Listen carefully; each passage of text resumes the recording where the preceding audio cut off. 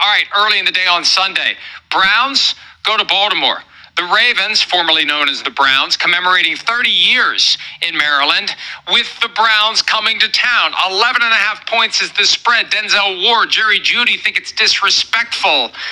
I don't know if 11.5 is enough, because the Ravens come home salty. And remember, we talked about this Monday last year after they lost on the road in a playoff rematch, a close game down to the wire. They were sleepwalking the following week for the home opener, and they lost to a Raiders team that otherwise went 3-13. I think they'll be on guard for this one. And I think, I'll let you go, but I think we're going to see a different Ravens team in week 2 this year than we saw last year when they stepped on a rake against the Raiders. I would think so. Again, this is another team that I felt like was on a mission, right? Like we talked about the other day, the Ravens through 3 quarters were absolutely phenomenal. There was no doubt who the better team was. You and I both, I think, agreed that it was kind of late in the second quarter and Buffalo was already in desperation mode. Third quarter was definitely desperation mode. Like, oh my gosh, this is the game right here. If they don't make this 4th down, this is the game right here. If they don't get there was a lot of that. So Baltimore's still a really impressive football team. Again, I know Buffalo won that game, but I'm more concerned about Buffalo going forward than I am Baltimore. Right? I think Baltimore's problems are fixable. I look at Cleveland, I think what I worry about more than anything here is one, okay, a little bit like the last game, Cleveland, can they man up these receivers? If they can, that gives them a fighting chance as far as manning up the Baltimore receivers, because I'm not going to sit here and tell you I believe totally in the Cleveland run defense and that they have enough big people here. I know Cincinnati's stats weren't good running the ball last week, but Cincinnati's stats weren't good in anything there. And they're a lot simpler to defend compared to Baltimore and all the things they can bring at you with their scheme and their personnel. Baltimore can line up and just go, we're going to overpower you. We're going to run right at you, you know it, and we're going to run you over.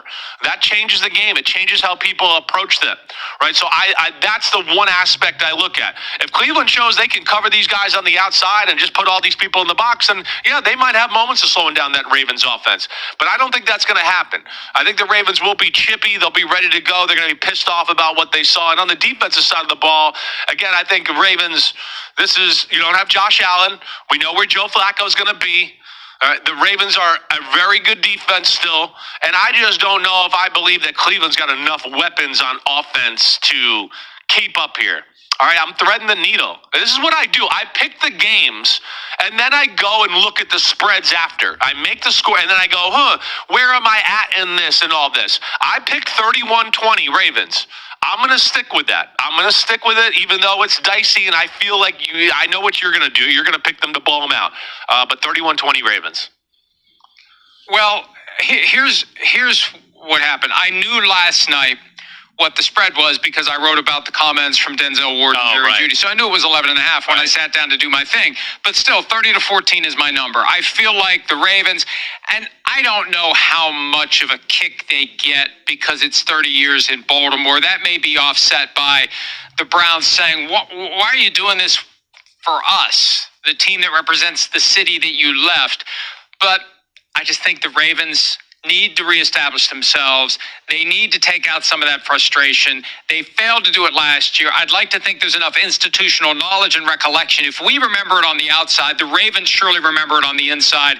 And John Harbaugh and his staff ideally will guard against the same kind of letdown they had after they had an opportunity. I think the difference is last year they had the chance to steal a game and it came up that short. Right.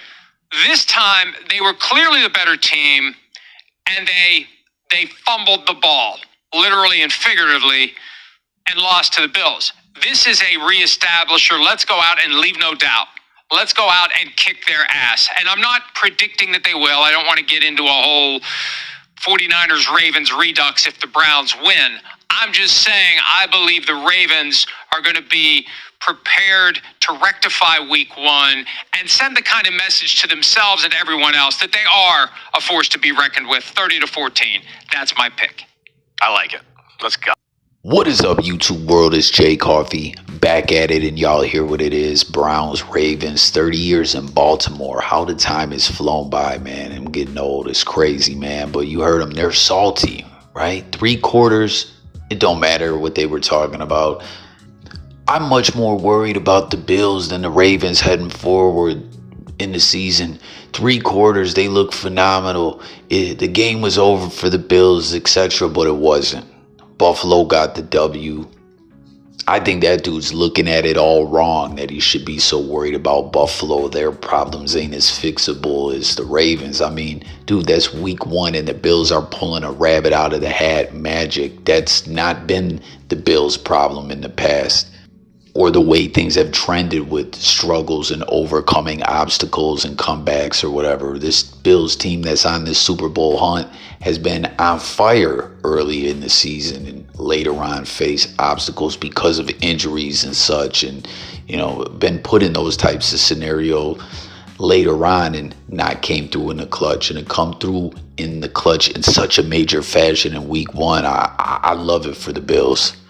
But best believe the Ravens are as salty as can be, man, to snatch an L with victory right in the foresight, or be handed an L by the Bills, man.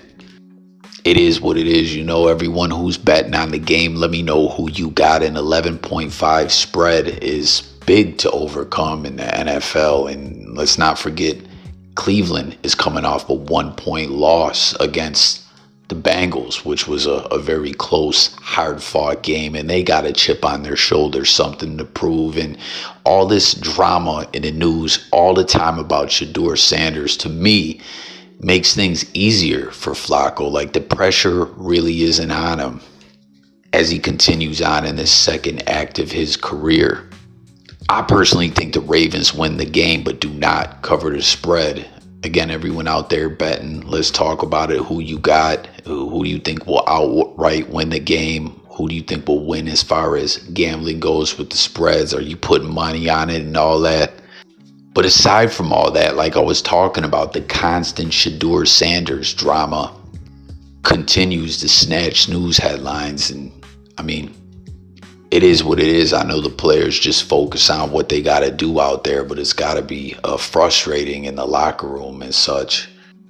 As there was reports recently about Shedeur Sanders not doing so well and not even running the scout team offense in practice. And Musgrove came out on behalf of the Browns and shot that all down and said that all 3 of the backups on the depth chart are running the scout team. So it's cap, like this is lies about Shedeur Sanders, but he did say that it's not the way it typically goes, that, you typically have one QB run the scout team, but they're doing things different, having all 3 take reps. And then on top of it, can you believe Deshaun Watson is still in the news? I keep forgetting that he technically still is a Cleveland Brown, and there's all these narratives going on. Like I said, it never stops with all the Shedeur Sanders talks that he could be what forces Sanders or one of the quarterbacks on the depth chart up out of Cleveland, because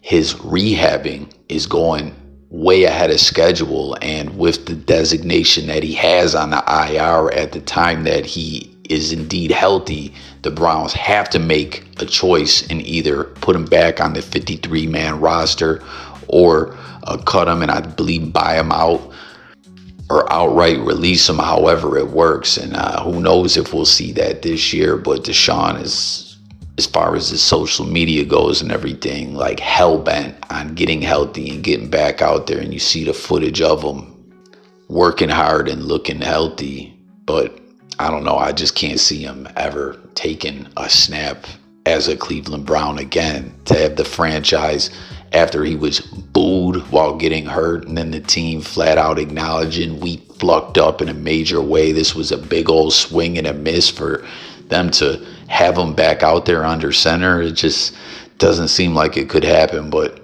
everything in Cleveland as far as the quarterback situation goes was and continues to be unorthodox and not the norm.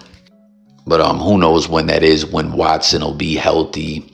What do you think about the whole situation with Watson, about Shedeur Sanders drama going on nonstop and hogging all the news headlines in regards to the Cleveland Browns and this big game. You know, Baltimore, the city that took the original Browns franchise away, celebrating their 30 years in Baltimore.